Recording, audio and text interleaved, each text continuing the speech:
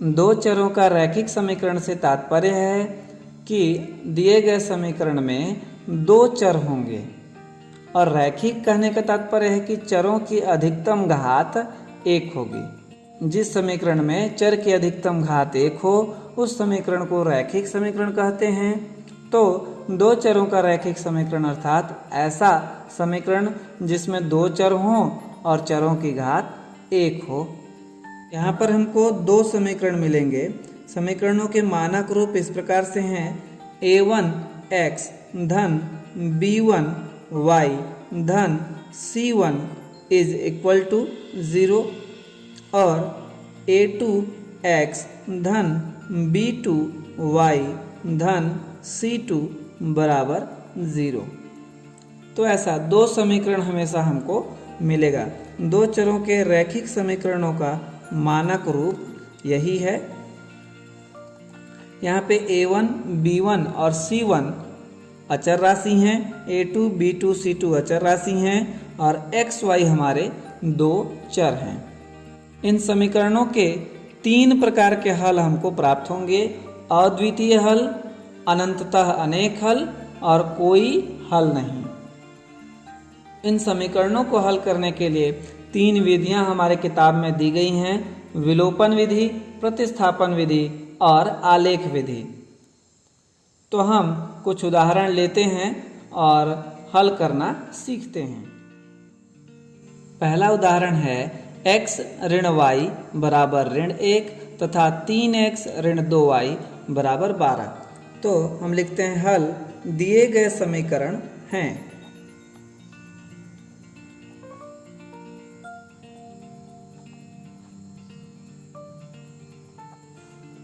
पहला समीकरण है x minus Y is equal to -1। इसको हम नाम दे देते हैं समीकरण 1। तथा दूसरा समीकरण है 3x minus 2y is equal to 12। इसको हम नाम दे देते हैं समीकरण 2। इस उदाहरण को हम हल करते हैं विलोपन विधि से। ठीक है, तो विलोपन विधि में क्या करना है, हमको एक चर को जो है विलोपित करना है, गायब करना है। तो कैसे करेंगे? समीकरण 1 और 2 को आपस में जोड़ करके या घटा करके। तो उसके लिए हमको देखना है कि इसमें x का या फिर y का गुणांक जो है समान होना चाहिए, तभी जोड़ने या घटाने पे एक चर जो है विलोपित होगा। तो समीकरण 1 में x का गुणांक है 1 और समीकरण 2 में x का गुणांक है 3। तो दोनों में x के गुणांक समान नहीं हैं। y का गुणांक समीकरण 1 में है ऋण 1 और समीकरण 2 में है ऋण 2। तो y के भी गुणांक समान नहीं है। तो इसके लिए हमको क्या करना है कि समीकरण 1 में 3 का गुणा करेंगे तो x का गुणांक 3 हो जाएगा, तो फिर x का गुणांक जो है बराबर हो जाएगा दोनों में। या फिर समीकरण 1 में 2 का गुणा करें तो y के गुणांक दोनों में बराबर हो जाएंगे। तो 3 का या 2 का, दोनों में से किसी का भी आप गुणा करके हल कर सकते हैं। तो चलिए हम मान लेते हैं कि समीकरण 1 में 3 का गुणा करते हैं। समीकरण 1 में 3 का गुणा करके समीकरण 2 में से घटाने पर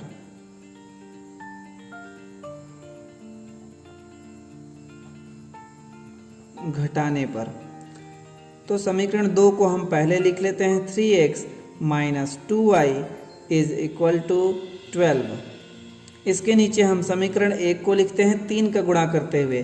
तो x में 3 का गुणा होगा तो 3x हो जाएगा, माइनस y में 3 का गुणा होगा तो माइनस 3y हो जाएगा, बराबर -1 में 3 का गुणा होगा तो हो जाएगा -3। अब हम घटाते हैं। तो घटाने के लिए नीचे वाले समीकरण के सभी पदों का चिन्ह बदलना होगा। ये धनात्मक था तो ऋणात्मक, ये ऋणात्मक है तो धनात्मक, ये ऋणात्मक है तो धनात्मक।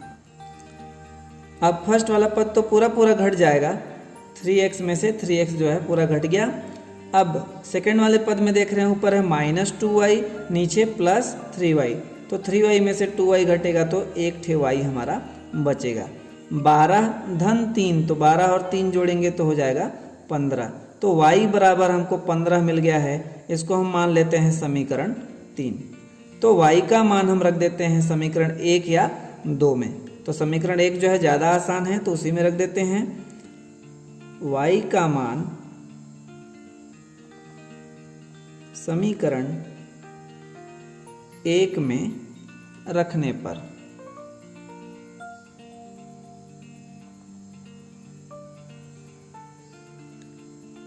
x माइनस वाई के जगह हमको y का वैल्यू 15 रखना है, बराबर दूसरी ओर है -1। x को बस इधर रखेंगे और 15 को पक्षांतर करेंगे तो इधर घटाव है, -1 के साथ जोड़ हो जाएगा। तो ये ऋणात्मक ये धनात्मक तो घटाना है, 15 में से 1 गया तो बचा 14। धनात्मक संख्या बड़ी है तो आंसर भी धनात्मक ही होगा। तो x का मान हो गया 14 और y का मान पहले ही हम प्राप्त कर चुके हैं 15। ठीक है, तो इस तरह x और y दोनों का मान हमको मिल चुका है। तो हम लिखेंगे अतः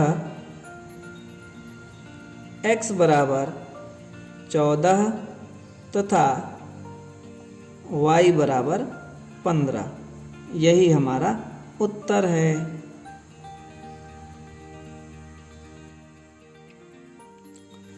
दूसरा उदाहरण है 2x धन y बराबर 8 तथा x ऋण 2y बराबर ऋण 1। इसको हम दूसरी विधि से, प्रतिस्थापन विधि से हल करके देखते हैं। तो लिखेंगे हल। दिए गए समीकरण हैं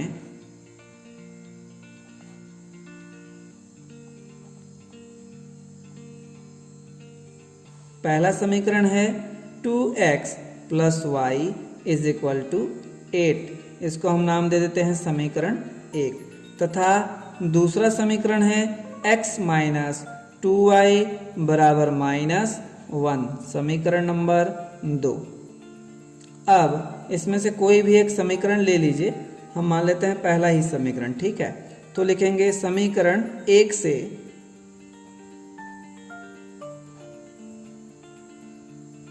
समीकरण 1 है 2x plus Y is equal to 8। इधर एक ठे चर को रखिए, दूसरे चर को दूसरी ओर ले जाइए। तो हम x को दूसरी ओर ले जाते हैं, इस ओर हमारा बचेगा y।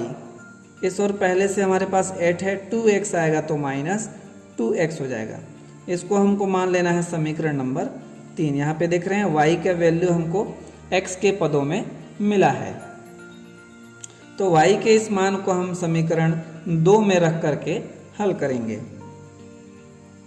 तो लिखेंगे समीकरण 2 में x के स्थान पर y के स्थान पर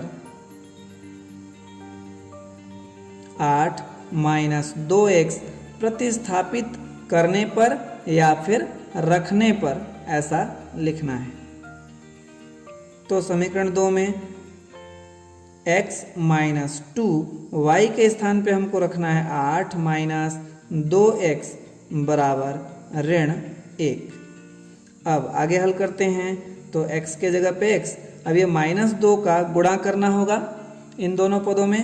तो -2 का 8 में करेंगे तो -16, -2 का -2x में करेंगे तो +4x बराबर -1। इस x को इस x के साथ जोड़ेंगे क्योंकि ये धनात्मक है। तो x और 4x हो गए 5x और -16 बराबर ऋण 1 है। अब आगे 5x को इस ओर रखेंगे, 16 को पक्षांतर करेंगे तो हो जाएगा -1 प्लस 16। आगे 5x बराबर 16 में से 1 घट जाएगा तो बचेगा 15। आगे x बराबर 5 को पक्षांतर करेंगे तो 15/5 हो जाएगा। 5 से भाग देते हैं 15 को तो कितना आ जाएगा 3, यानी कि x बराबर हो गया 3।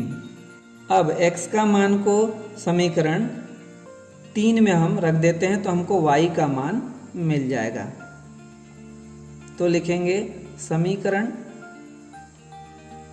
3 में x बराबर 3 रखने पर समीकरण 3 है y बराबर 8 ऋण 2 गुणा x। तो x का मान कितना है 3 है, तो 3 लिख लेते हैं। तो क्या हो जाएगा 8 ऋण 2 का 3 में गुणा करेंगे तो हो जाएगा 6। तो 8 में से 6 घटा तो बचा 2, यही y का मान होगा। ठीक है, तो हम लिख सकते हैं अतः x बराबर 3 तथा y बराबर 2, यही दिए गए समीकरणों के हल होंगे, यही हमारा उत्तर होगा। तो इस तरह हम प्रतिस्थापन विधि से दो चरों के रैखिक समीकरण को हल कर सकते हैं। दोनों ही उदाहरण में x का एक मान और y का एक मान प्राप्त हुआ, लेकिन और किसी प्रश्न में आपको ऐसा मिलेगा कि x और y दोनों जो है गायब हो जाएंगे, विलोपित हो जाएंगे। तो जब x और y ही गायब हो जाएंगे तो उनका मान हम कैसे ज्ञात करेंगे? तो ध्यान रखिए, जब चर पद विलोपित हो जाएं, x और y गायब हो जाएं, तो दोनों ओर अगर बराबर रहे तो हमको लिखना है समीकरण के अनंततः अनेक हल होंगे, और यदि दोनों पक्ष बराबर न हो तो हमको लिखना है दिए गए समीकरण निकायों के कोई भी हल नहीं होंगे। शुरुआत में ही मैंने बताया कि दो चरों के रैखिक समीकरणों के 3 प्रकार के हल प्राप्त होते हैं। पहला अद्वितीय हल, जैसा कि दोनों उदाहरणों में हमको मिला है, x का एक मान y का एक मान, तो ऐसे मान को हम अद्वितीय हल कहते हैं। और दूसरा होता है अनंततः अनेक हल। यदि हमारे चर पद गायब हो जाएं और हल करते समय जो समीकरण में दोनों पक्ष बराबर हमको मिले, दोनों ओर समान संख्या रहे, तो हम बोलेंगे कि दिए गए समीकरणों के अनंततः अनेक हल होंगे। और यदि दोनों ओर समान संख्या न हो तो हम बोलेंगे कि दिए गए समीकरणों के कोई भी हल नहीं होंगे। आज के वीडियो में बस इतना ही, फिर मिलेंगे अगले वीडियो में। तब तक हंसते रहिए, मुस्कुराते रहिए और सीखते रहिए, क्योंकि सीखना जरूरी है।